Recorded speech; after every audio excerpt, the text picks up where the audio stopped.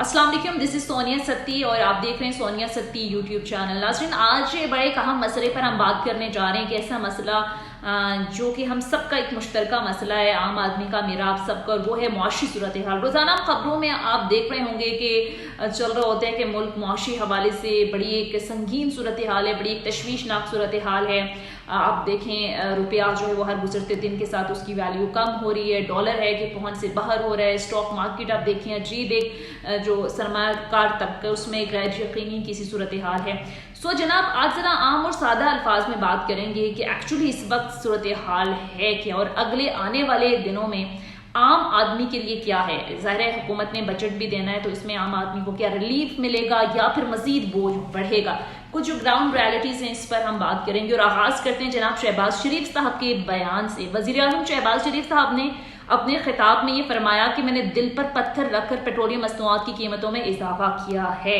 वजीर खजाना मिफ्ता इस्माइल साहब ने भी ये कहा कि हमने पेट्रोल की कीमत खुशी से नहीं बढ़ाई, बात यहीं तक अगर महदूद रहती तो शायद हम लोग भी दिल पर पत्थर रखकर ये जुल्म सह लेते। मगर अलमिया ये है कि वजीर आज़म शहबाज शरीफ साहब के पास शायद पत्थरों की कोई कमी नहीं है और खदशा ये कि वो यक़े दीगरे पत्थर रखकर सख्त फैसले करेंगे और हम आवाम को इन मुश्किल फैसलों की कीमत अदा करनी होगी।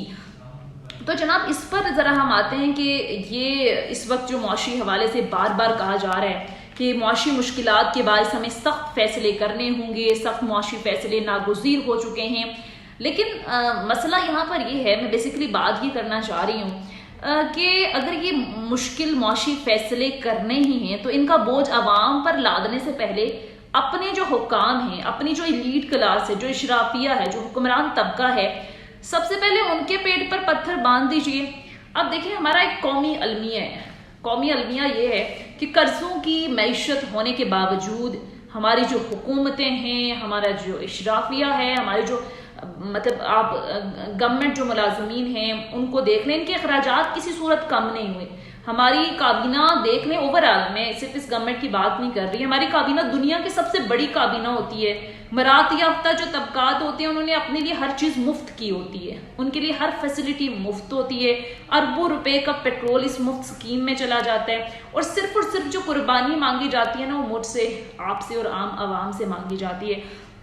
हालांकि सूरत हाल ये होनी चाहिए कि जब एक घर मुश्किल में होता है तो फिर कुर्बानी सबको देनी चाहिए, सिर्फ आम आवाम पर ही इसका बोझ क्यों डले।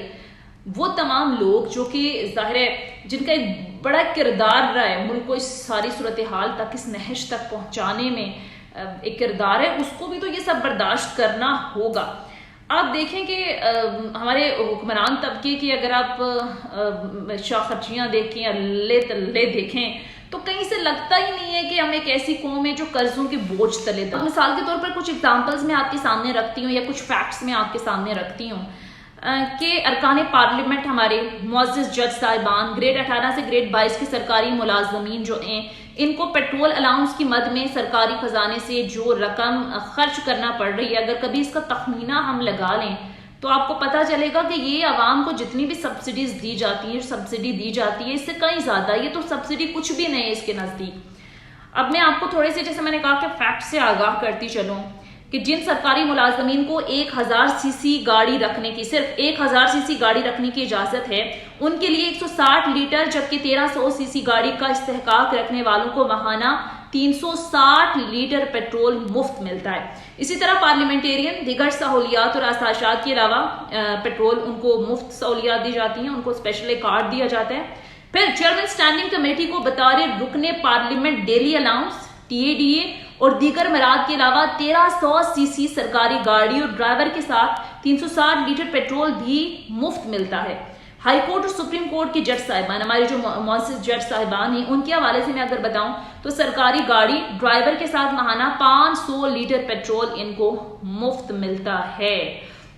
अब ये वो तमाम लोग हैं जिनके लिए शायद महंगाई को इतना बड़ा मसला नहीं है, क्योंकि इनकी मराद भी बहुत ज़्यादा होती हैं, इनकी तनख्वाहें बहुत ज़्यादा होती हैं। इसके अलावा जितने भी ये पार्लियामेंटेरियन हैं, पॉलिटिशियन हैं, इनका कोई इस तरह का बैकग्राउंड नहीं होता। चंद ही लोग होते हैं जो कि एक इस तरह के बैकग्राउंड से आते हैं, मिडिल क्लास बैकग्राउंड से, अच्छा खासा तगड़ा इनका बैकग्राउंड होता है, इनके और कारोबार होते हैं, लेकिन इसके बावजूद भी ये तबका जो है वो मराद लेता है। अब जब कभी मुश्किल फैसले लेने की बात आती है, सख्त मुआशी मुश्किलात में आती हैं, तो हमेशा से ये होता है कि कुर्बानी अवाम से मांगी जाती है।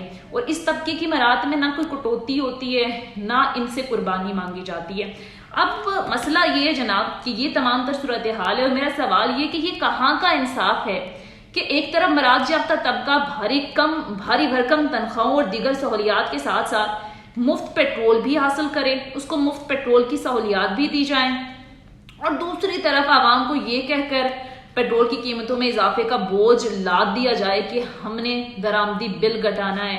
पाकला ये नहीं है, सवाल ये नहीं है कि आपने पेट्रोल प्राइसेस बढ़ा दिए। अब मसला सिर्फ और सिर्फ ये है कि पेट्रोल प्राइसेस आप बढ़ाएं क्योंकि IMF की शराइत हैं, और हमने इसी सूरत हाल के साथ चलना है जब तक हम अपने आप को ज़राई हवाले से, दीगर हवालों से खुद कफील नहीं करेंगे। ये तो एक बहुत लंबी डिबेट है और एक लॉन्ग टर्म प्लानिंग है। फिलहाल हमें हर सूरत IMF के प्रोग्राम में जाना था, और IMF की जो किस्त है वो उसी सूरत बहाल हो सकती थी जब हम पेट्रोलियम प्राइसेस बढ़ाएंगे और सब्सिडीज खत्म करेंगे। ये मसला ये नहीं है कि पेट्रोल प्राइसेस क्यों बढ़ाई गई हैं, अब मसला सिर्फ यहाँ पर ये है, और सवाल यहाँ पर सिर्फ ये पैदा होता है कि निर्ख जरूर बढ़ाएं, लेकिन महंगाई में पिसे हुए लोगों से आप कुर्बानी का तकाजा करते हैं। अगर तकाजा करते हैं तो पहले खुद भी तो थोड़ा बहुत इशार दिखाएं। बिजली की कीमत में आगे जाकर इजाफा करना है, अगर आपने करना है तो पहले वो तमाम लोग जिनको मुफ्त बिजली की सहूलत दी गई थी उनसे वो सहूलत ले ली जाए। अगर वो अफोर्ड कर सकते हैं, वो तमाम लोग जो पेट्रोल अफोर्ड कर सकते हैं, वो तमाम लोग जो बिजली अफोर्ड कर सकते हैं, तो उनसे आप वो मराद वापस ले लें। और वो मराद जब आप वापस लेंगे तो वही जो मुतवस्सित तबका है, हमारा लोअर मिडिल क्लास तबका है, जो हमारे गरीब लोग हैं, उनको ये सब्सिडी दी जाए उसकी मद में। जो मुल्क मुआशी दिवालियापन की दहलीज पर नाजरीन खड़ा हो, वहां इस तरह के चौंचले किसी सूरत बर्दाश्त किए ही नहीं जा सकते। तो रिक्वेस्ट मेरी यही है वज़ीर आज़म साहब से कि आप दिल पर पत्थर रखकर अवाम पर पेट्रोल की कीमतों में इजाफे का बम गिरा सकते हैं, तो एक आध पत्थर रखकर मरात याफ्ता तबके से भी आप कुर्बानी मांग लें। हो सकता है कि कहीं ना कहीं सूरत हाल में बेहतरी आ जाए। अब महंगाई बहुत ज़्यादा हो गई है, और आप यकीन कीजिए एक आम आदमी के लिए इस महंगाई के अंदर सर्वाइव करना एक नामुमकिन सी चीज़ है। मेरे इर्द गिर्द भी ऐसे लोग हैं जिन्हें लेकर बड़ा एक हैरत होती है कि पता नहीं इनके घर का चूल्हा कैसे चलता है। खासकर वो लोग जो कि रेंट पे रहते हैं, जिनके अपने घर नहीं है। आप बिजली के बिल देखें, फिर आप स्कूल की उस हिसाब से फीस बढ़ जाती है, फिर खाने पीने की अशिया जो पहले 15-20 हज़ार में लोग गुजारा कर जाते थे, अब यकीन करें 30-35 हज़ार में भी नहीं गुजारा होता है। तो इस वक्त जरूरत इस अमर की है कि हुकूमत इस सारी सूरत हाल को मैनेज करे ताकि आम आदमी पर बोझ जो है वो कम से कम पड़े। अब पेट्रोल प्राइसेस बढ़ गई हैं, सब्सिडीज जो हैं वो खत्म कर दी गई हैं।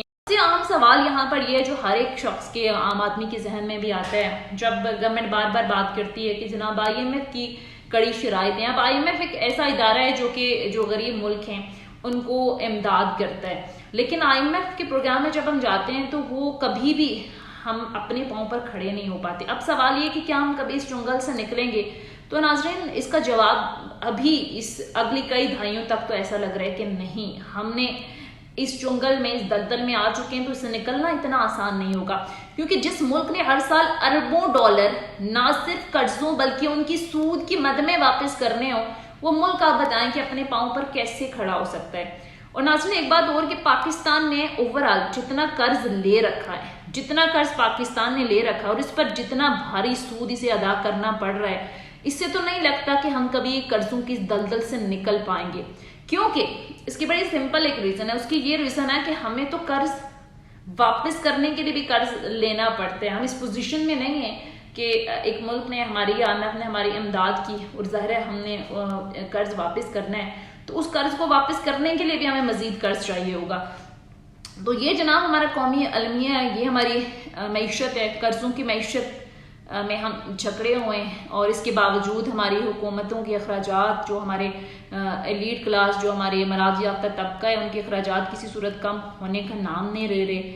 और कुर्बानी अगेन वही बात कि आम आदमी से मांगी जा रही है, और आम आदमी ने करना क्या है, ज़्यादा से ज़्यादा एहतजाज करना है, और एहतजाज के लिए भी निकलेगा तो उसे आंसू गैस की शेलिंग और हुकूमती एक प्रेशर का सामना होगा, और वापस चुप करके अपने घर बैठ जाएगा। और फिर वही सूरत हाल हमें अगेन वही खबरें देखने को मिलेंगी कि आज फलां शख्स ने खुदकुशी कर ली, एक औरत ने अपने बच्चों समेत खुदकुशी कर ली।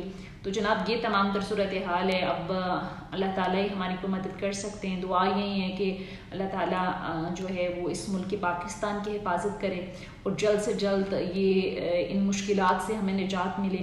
अदरवाइज़ मामलात जो हैं वो एक मुश्किल सूरत हाल की तरफ जा रहे हैं और हर गुज़रते दिन के साथ जो मुश्किलात हैं वो हम सब के लिए बढ़ती जाएंगी। Thank you so much.